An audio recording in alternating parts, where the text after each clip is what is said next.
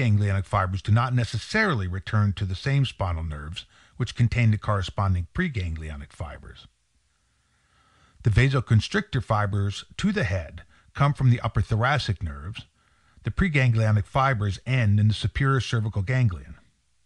The postganglionic fibers pass through the internal carotid nerve and branch from it to join the sensory branches of the various cranial nerves, especially the trigeminal nerve. Other fibers to the deep structures and the salivary glands probably accompany the arteries. The postganglionic vasoconstrictor fibers to the blood vessels of the abdominal viscera arise in the prevertebral or collateral ganglion, in which terminate many preganglionic fibers.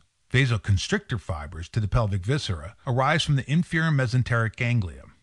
The pilomotor fibers to the hairs and the motor fibers to the sweat glands apparently have a distribution similar to that of the vasoconstrictors of the skin.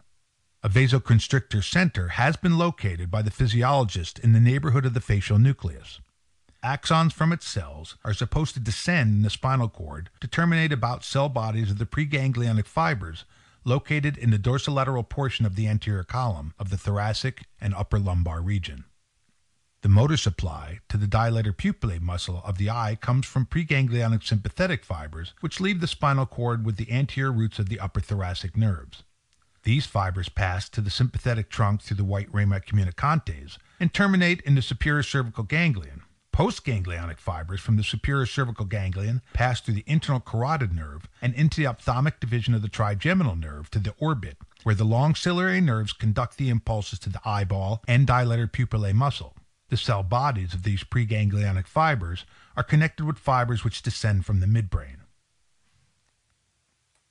Other postganglionic fibers from the superior cervical ganglion are distributed as secretory fibers to the salivary glands, the lacrimal glands, and to the small glands of the mucous membranes of the nose, mouth, and pharynx. The thoracic sympathetic supply accelerator nerves to the heart. They are supposed to emerge from the spinal cord in the anterior roots of the upper 4 or 5 thoracic nerves and pass with the white rami to the first thoracic ganglion. Here some terminate, others pass in the ansa subclavia to the inferior cervical ganglion.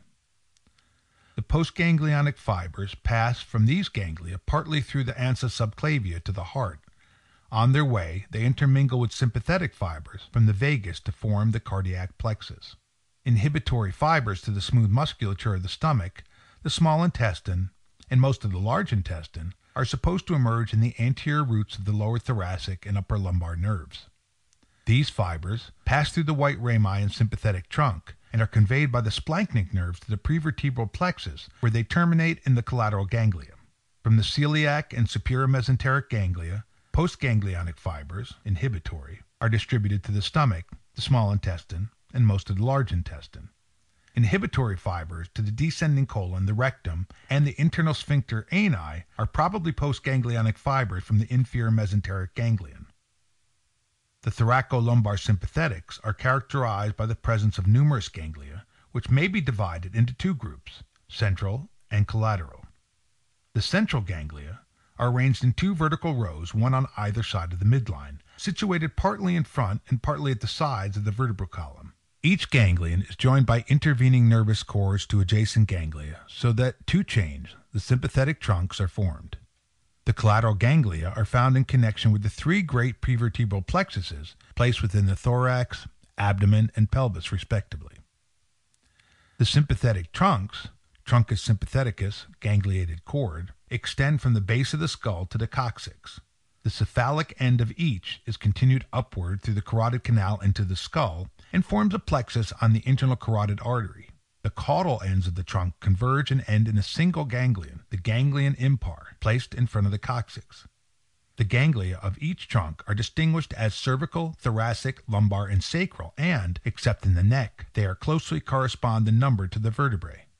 They are arranged thus: cervical portion, 3 ganglia; thoracic portion, 12 ganglia; lumbar portion, 4 ganglia; sacral portion, 4 or 5 ganglia. In the neck, the ganglia lie in front of the transverse processes of the vertebrae. In the thoracic region, in front of the heads of the ribs; in the lumbar region, on the sides of the vertebral bodies; and in the sacral region, in front of the sacrum. Connection with the spinal nerves. communications are established between the sympathetic and spinal nerves through what are known as gray and white rami communicantes. The gray rami convey sympathetic fibers to the spinal nerves, and the white rami transmit spinal fibers to the sympathetic. Each spinal nerve receives a gray ramus communicans from the sympathetic trunk, but white rami are not supplied by all the spinal nerves. White rami are derived from the first thoracic to the first lumbar nerves inclusive, while the visceral branches which run from the second, third, and fourth sacral nerves directly to the pelvic plexus of the sympathetic belong to this category. The fibers which reach the sympathetic through the white rami communicantes are medullated. Those which spring from the cells of the sympathetic ganglia are almost entirely non-medullated. The sympathetic nerves consist of efferent and afferent fibers, the origin and course of which are described subsequently. The three great gangliated plexuses, collateral ganglia, are situated in front of the vertebral column in the thoracic, abdominal, and pelvic regions, and are named respectively the cardiac, the solar or epigastric, and the hypogastric plexuses. They consist of collection of nerves and ganglia, the nerve being derived from the sympathetic trunks and from the cerebrospinal nerves. They distribute branches to the viscera. Development. The ganglion cells of the sympathetic system are derived from the cells of the neural crests. As these crests move forward along the sides of the neural tube and become segmented off to form the spinal ganglia, certain cells detach themselves from the ventral margins of the crests and migrate towards the sides of the aorta. Some of them are grouped to form the ganglia of the sympathetic trunks, while others undergo a further migration and form the ganglia of the prevertebral and visceral plexuses. The ciliary, sphenopalatine, otic, and submaxillary ganglia, which are found on the branches of the trigeminal nerve, are formed by groups of cells which have migrated from part of the neural crest, which gives rise to the semilunar ganglion. Some of the cells of the ciliary ganglion are said to migrate from the neural tube along the oculomotor nerve. End of section 43.